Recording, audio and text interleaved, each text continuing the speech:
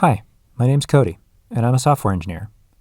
Here, I'll be presenting a guide to the non-technical parts of building software within an existing organization. I've been a software engineer for about 8 years working on web and mobile apps, as well as infrastructure. The information in this video comes from my experience working at a medium-sized company in a very niche role. Because my job was so specialized, it meant there weren't a lot of people who could help me day to day. So essentially, I was on my own to get things done.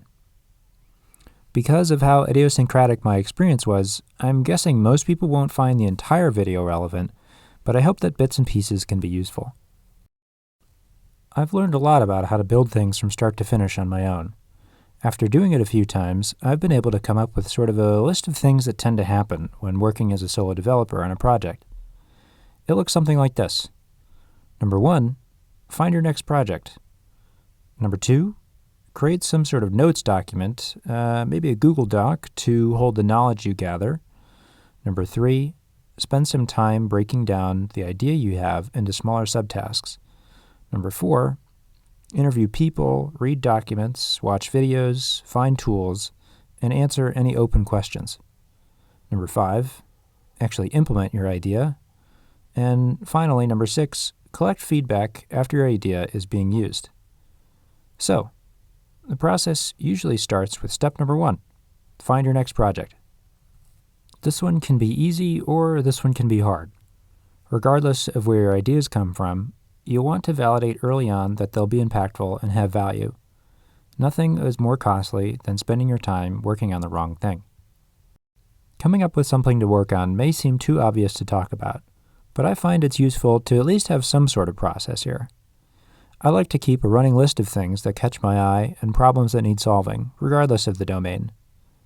When I'm picking something to work on, I make sure it is a good fit for my abilities, has a scope similar to other projects I've done in the past, will provide high value relative to anything else I could be doing, and finally, I make sure the project is measurable and has a clear definition of success so that I know when I'm done.